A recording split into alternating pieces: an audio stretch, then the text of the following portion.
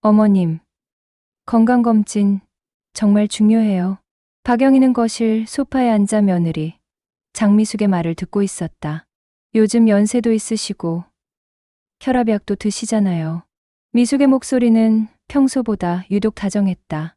옆에 서 있던 아들 민수도 고개를 끄덕였다. 엄마, 미숙이 말이 맞아. 종합검진 한번 받아보시는 게 좋겠어. 영희는 잠시 망설였다. 38년간 교단에서 아이들을 가르쳐온 자신이 이제 70이 넘어 건강을 걱정받는 처지가 되었다니. 하지만 며느리와 아들의 걱정 어린 표정을 보니 마음이 움직였다. 그럼 언제 가면 되는 거니? 내일 아침 일찍요. 공복검사도 있어서 아무것도 드시면 안 되고요. 다음 날 아침, 영희는 단정한 회색 카디건을 입고 현관에서 기다리고 있었다. 민수가 차키를 들고 나왔다. 엄마, 가시죠. 차에 오르며 영희는 문득 이상한 느낌을 받았다. 평소 같으면 미숙도 함께 따라왔을 텐데. 오늘은 민수 혼자였다. 그리고 민수의 표정이 어딘지 어두워 보였다. 민수야, 어느 병원으로 가는 거니? 아, 좋은 곳이에요. 시설도 좋고 모호한 대답이었다. 영희는 창밖으로 흘러가는 풍경을 바라보았다. 평소 다니던 동네 병원과는 반대 방향이었다. 차는 점점 시내에서 멀어져 외곽으로 향했다. 민수야, 우리 어디로 가는 거니? 이 길은 병원 가는 길이 아닌 것 같은데. 민수는 핸들을 꽉 쥔 채 대답하지 않았다. 영희의 가슴에 불안감이 스며들기 시작했다. 1시간 가까이 달려 도착한 곳은 낡은 3층 건물이었다. 푸른 소나무 요양원이라는 간판이 바랜 채 걸려 있었다. 주차장에는 몇 대의 차량이 듬성듬성 서 있었고 건물 곳곳에는 시간의 흔적이 역력했다. 민수야, 여긴 왜 온 거니? 영희의 목소리가 떨렸다. 민수는 여전히 눈을 마주치지 못했다. 엄마, 잠깐만 들어가 보시죠. 영희는 차에서 내리며 주변을 둘러보았다. 건물 앞 작은 정원에는 휠체어에 앉은 노인 몇 명이 무표정하게 햇볕을 쬐고 있었다. 그들의 눈빛은 공허했고 아무도 말을 하지 않았다. 현관문을 열고 들어서니 소독약 냄새와 함께 묵직한 침묵이 영희를 맞았다. 접수처에 앉은 중년 여직원이 민수를 보며 고개를 끄덕였다. 박영희 어르신이시죠? 어서 오세요. 영희는 그제야 모든 것을 깨달았다. 건강검진이 아니었다. 자신은 이곳에 입소하게 된 것이다. 머릿속이 하얗게 되었다. 민수야, 이게 무슨 일이니? 영희의 목소리는 간신히 나왔다. 민수는 고개를 숙인 채 중얼거렸다. 엄마, 미안해요. 하지만 이게 최선이에요. 최선이라니, 나를 여기 버리고 가겠다는 거니? 직원이 다가와 영희의 팔을 붙잡았다. 어르신, 걱정 마세요. 여기서 편안히 지내실 수 있어요. 방도 준비되어 있고요. 영희는 직원의 손을 뿌리치며 소리쳤다. 내가 언제 여기 오겠다고 했니? 민수야, 나를 집에 데려가거라. 하지만 민수는 이미 등을 돌리고 있었다. 그의 어깨가 작게 떨리고 있었지만 발걸음은 멈추지 않았다. 민수야, 영희의 절규가 로비에 울려 퍼졌지만 현관문은 이미 닫혔다. 창밖으로 민수의 차가 멀어져가는 모습이 보였다. 영희는 그 자리에 주저앉고 싶었다.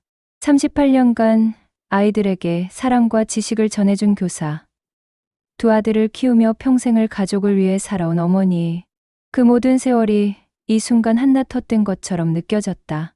하지만 영희는 자리에 주저앉지 않았다. 등을 곧게 펴고 떨리는 다리로 서 있었다. 마지막 존엄만큼은 지켜야 한다고 생각했다. 영희가 안내받은 방은 2층 끝자리였다. 6평 남짓한 공간에 침대 2개가 나란히 놓여 있고 작은 옷장과 세면대가 전부였다. 창문 너머로는 회색 콘크리트 벽만 보였다. 룸메이트는 김정자 할머니세요. 곧 오실 거예요. 젊은 간병인이 영희의 가방을 침대 위에 올려놓고 나갔다. 영희는 딱딱한 침대에 앉아 멍하니 벽을 바라보았다. 어제까지만 해도 자신만의 방에서 손수 키운 화분들과 함께 아침을 맞이했는데 문이 삐걱거리며 열리고 지팡이를 짚은 할머니가 들어왔다. 김정자였다.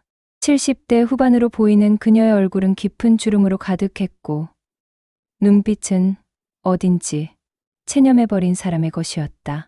새로 오신 분이군요. 정자의 목소리는 낮고 쉬었다. 네, 박영희입니다. 김정자예요.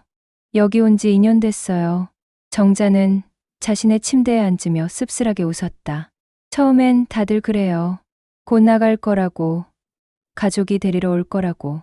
하지만 그녀는 말을 잇지 않았다. 영희는 가슴이 답답해졌다. 저녁 식사 시간이 되자 영희는 정자를 따라 1층 식당으로 내려갔다. 넓은 식당에 플라스틱 테이블들이 줄지어 있고 60여 명의 노인들이 조용히 앉아 있었다.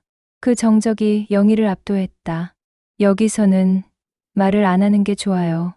정자가 작은 소리로 속삭였다. 왜요? 시끄럽다고 하거든요. 직원들이.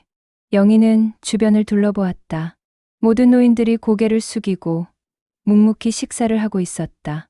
마치 감옥의 식당 같았다. 배식을 받으며 영희는 젊은 직원에게 물었다. 면회는 언제 가능한가요? 면회 시간은 주말 오후 2시부터 4시까지예요.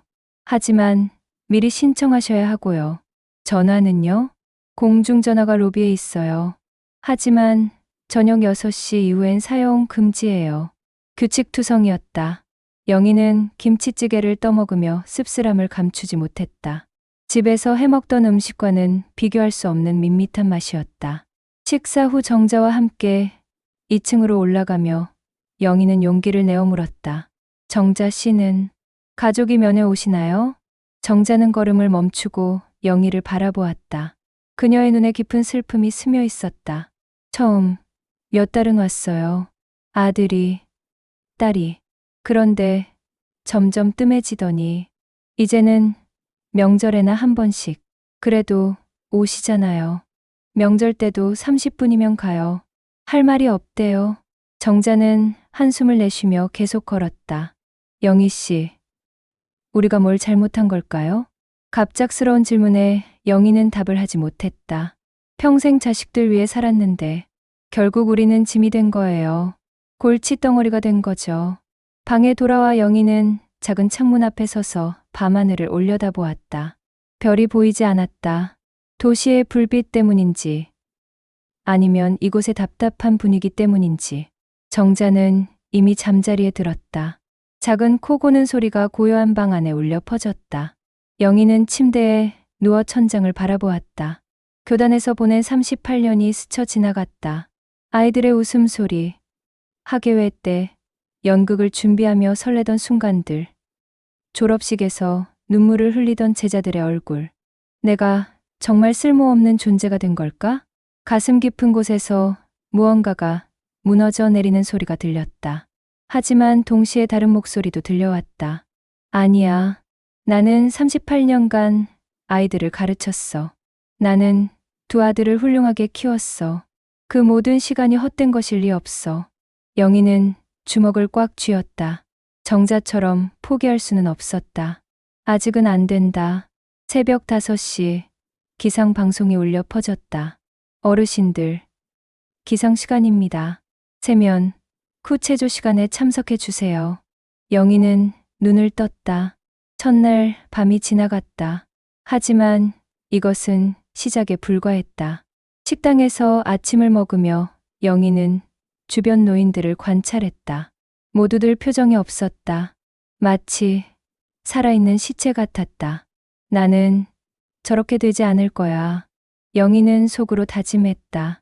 비록 이곳에 갇혔지만 자신의 영혼까지 갇힐 수는 없었다.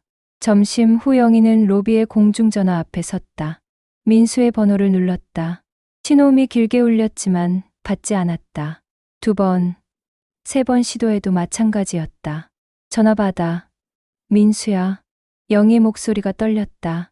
하지만 전화는 끝내 연결되지 않았다. 요양원에서의 일주일이 지났다. 영희는 매일 같은 시간에 일어나고 같은 자리에서 식사하고 같은 복도를 걸으며 하루를 보냈다. 하지만 다른 노인들과는 달리 그녀의 눈빛은 여전히 살아있었다. 밤이 되면 영희는 항상 창가에 앉아 과거를 되돌아보았다. 32년 전 봄날, 초등학교 3학년 담임을 맡았을 때의 일이었다. 수업 중에 늘 엎드려 잠을 자던 민철이라는 아이가 있었다.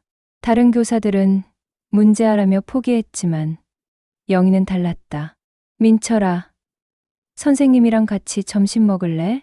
매일 아이와 함께 도시락을 먹으며 이야기를 나누었다. 알고 보니 아이는 새벽 5시부터 신문 배달을 하고 있었다. 홀어머니를 도우려는 어린 마음에 선생님, 저 공부 못해도 괜찮아요? 민철아, 너는 이미 훌륭한 아이야. 공부는 천천히 하면 돼.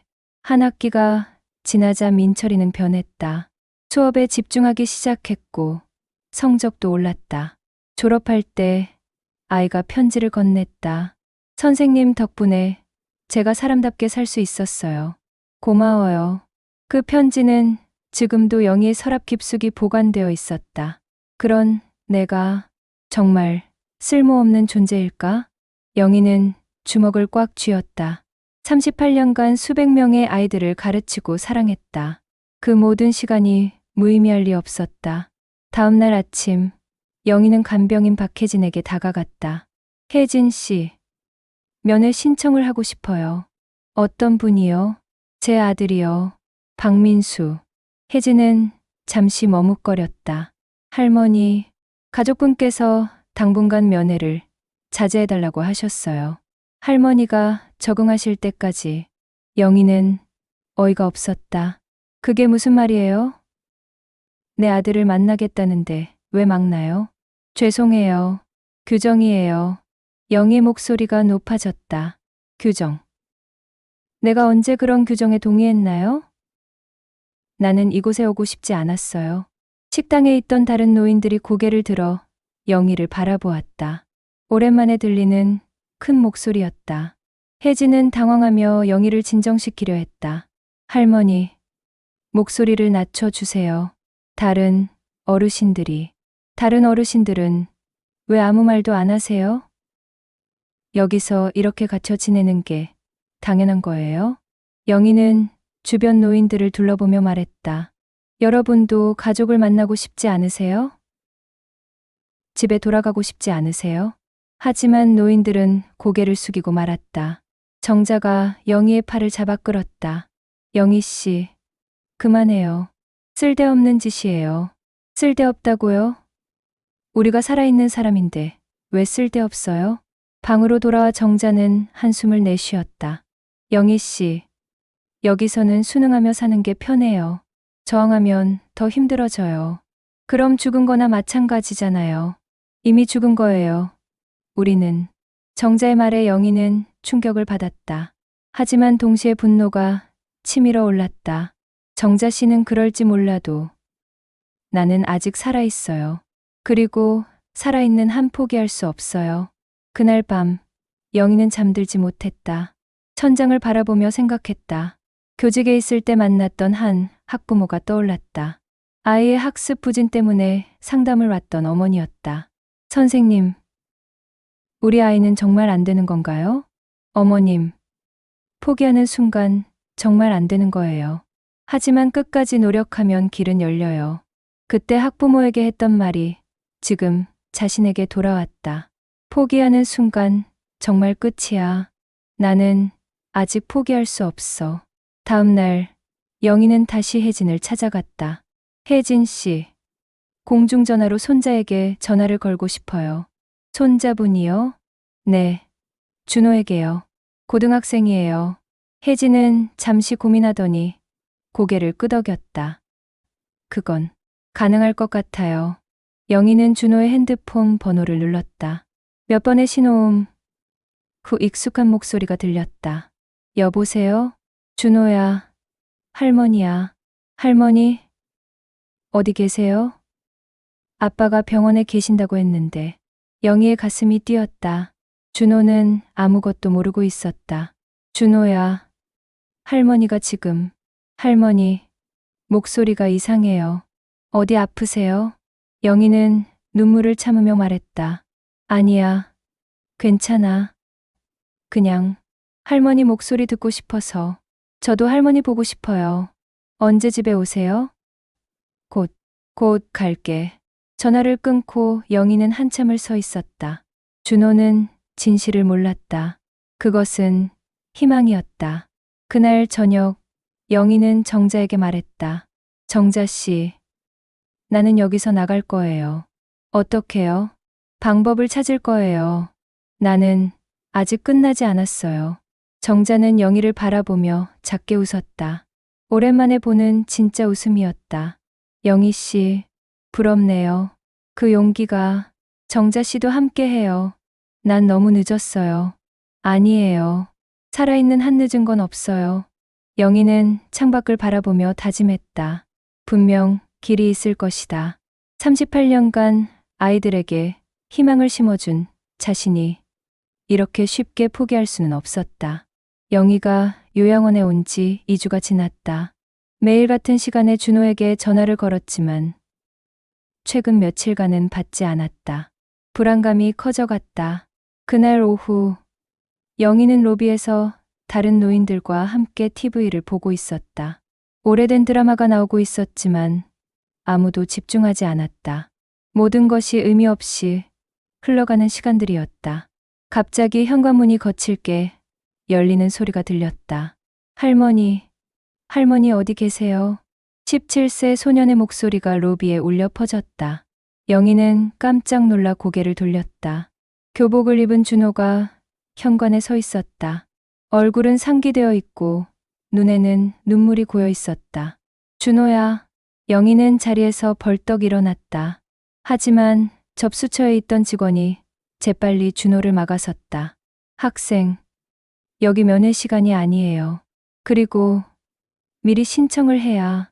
저리 비켜요. 제 할머니예요. 준호는 직원을 밀치고 로비로 들어왔다. 영희를 발견한 순간 그의 눈에서 눈물이 쏟아졌다. 할머니, 할머니가 여기 계셨구나. 준호야, 어떻게 여기를? 아빠가 거짓말한 거죠? 병원에 계신다고 했는데 여긴 요양원이잖아요. 준호의 목소리는 분노와 슬픔으로 떨리고 있었다. 할머니를 여기 버린 거예요? 아빠가? 영희는 준호를 끌어안고 싶었지만 직원들이 다가오고 있었다.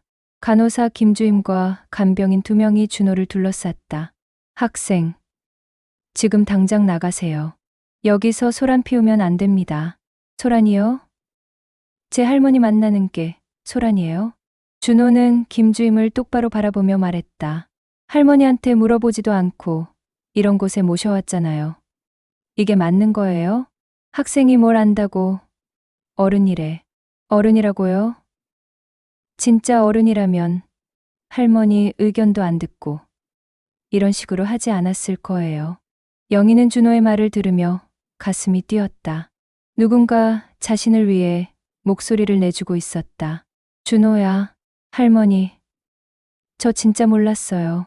아빠가 병원에서 검사 받으신다고 했거든요. 그런데 며칠 전에 엄마가 전화 통화하는 걸 들었어요. 준호는 주먹을 꽉 쥐며 계속 말했다.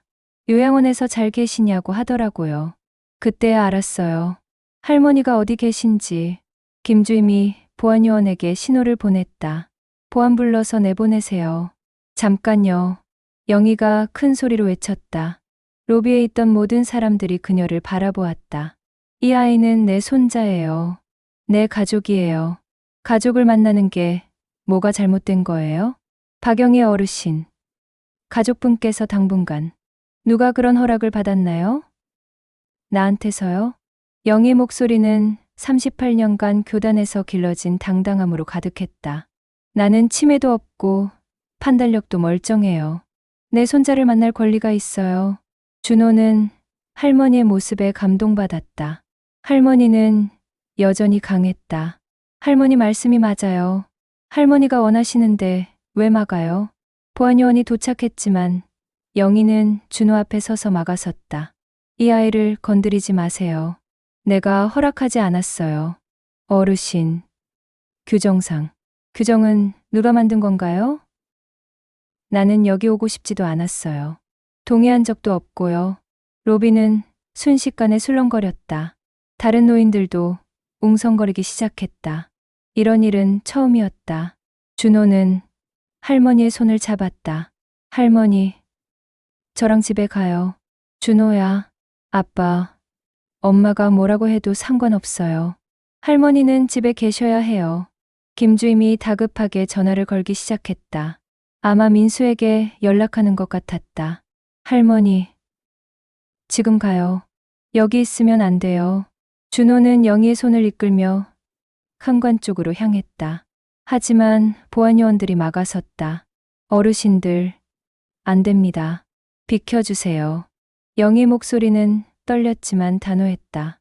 나는 여기 갇혀있고 싶지 않아요. 그때 김정자가 자리에서 일어났다. 그리고 천천히 영희 옆으로 걸어왔다. 영희 씨 말이 맞아요. 다른 노인들도 하나둘 일어나기 시작했다. 우리도 가족을 만날 권리가 있어요. 우리도 사람이에요. 로비는 점점 혼란스러워졌다. 그동안 수능적이었던 노인들이 처음으로 목소리를 내기 시작한 것이다. 김주임은 당황하며 다시 전화를 걸었다. 원장님, 지금 로비가... 네, 바로 오세요. 준호는 혼란을 틈타 할머니의 가방을 들고 왔다. 할머니, 지금이에요. 영희는 준호를 바라보며 결심했다. 이 순간을 놓치면 다시 기회가 오지 않을 것 같았다. 가자. 준호야. 할머니와 손자는 손을 잡고 현관을 향해 걸었다. 보안요원들이 막으려 했지만 다른 노인들이 일어서서 그들을 에워쌌다. 비켜주세요. 우리도 나가고 싶어요. 혼란 속에서 영희와 준호는 현관문을 나설 수 있었다. 바깥 공기는 차가웠지만 자유로웠다. 영희는 2주 만에 처음으로 진짜 하늘을 보았다. 할머니, 괜찮으세요? 괜찮아. 준호야, 고마워. 이제 집에 가요. 준호가 미리 불러둔 택시가 기다리고 있었다. 두 사람은 서둘러 택시에 올랐다. 어디로 갈까요? 기사가 물었다. 영희는 잠시 망설였다가 대답했다. 집으로 가주세요. 택시가 출발하자 영희는 창밖을 바라보았다. 푸른 소나무 요양원이 점점 멀어져 갔다. 할머니, 이제 다시는 그런 곳에 안 가셔도 돼요. 준호의 말에 영희는 손자의 손을 꽉 잡았다. 준호야, 고마워. 정말 고마워. 하지만 영희는 알고 있었다.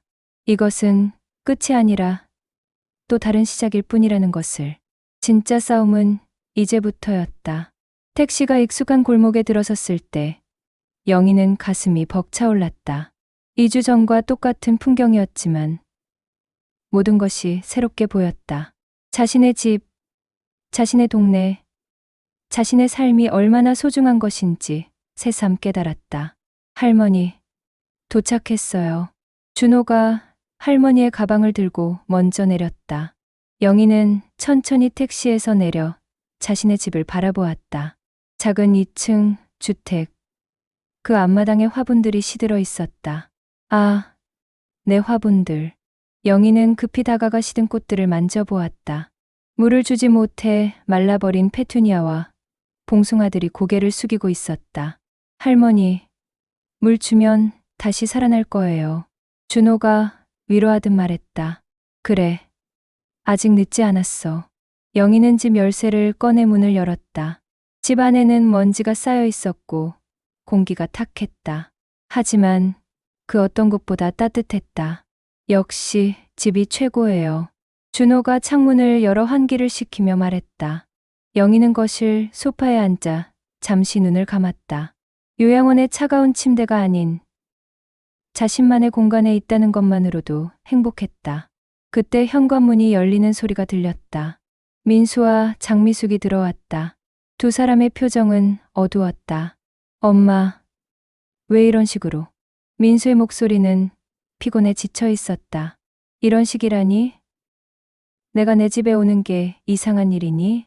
영희는 차분하게 말했다. 요양원에서의 이주가 그녀를 더 강하게 만들었다. 어머님, 요양원에서 연락 왔어요. 무단으로 나오시면 안 된다고. 미숙이 조심스럽게 말했다. 무단이라고? 내가 언제 거기 가겠다고 했니? 영희는 아들과 며느리를 똑바로 바라보았다. 민수야, 엄마에게 한 번이라도 물어봤니? 내가 그곳에 가고 싶은지. 엄마, 그게 뭐니? 귀찮아서, 짐스러워서? 민수는 대답하지 못했다. 미숙이 나서서 말했다. 어머님, 저희도 어쩔 수 없었어요. 회사 일도 바쁘고, 준호도 고3이고, 그래서 나를 버린 거니? 영희 목소리가 떨렸다. 나는 38년간 아이들을 가르쳤어. 너희 둘도 키웠고, 그런데 이제 쓸모 없어졌으니까 버리는 거니? 준호가 할머니 옆에 앉았다. 아빠, 할머니는 전혀 짐이 아니에요. 할머니 덕분에 저는 많은 걸 배웠어요. 준호야, 내가 뭘 알아? 민수가 짜증스럽게 말했다. 아빠가 뭘 안다고 그래요? 할머니가 어떤 분인지 아빠는 몰라요. 준호의 목소리가 높아졌다. 할머니는 제게 책도 읽어주시고, 숙제도 도와주시고, 아플 때 간병도 해주셨어요.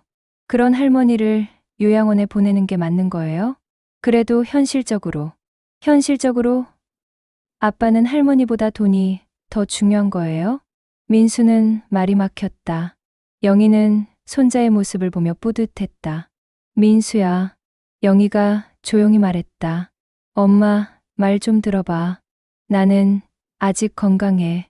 혼자서도 충분히 살 수 있어. 다만, 영희는 잠시 말을 멈췄다가 계속했다. 다만, 가족이 함께 있고 싶었을 뿐이야. 서로 의지하며 살고 싶었어. 엄마, 하지만 너희가 그걸 원하지 않는다면 어쩔 수 없지. 나는 혼자서도 잘 살 수 있으니까.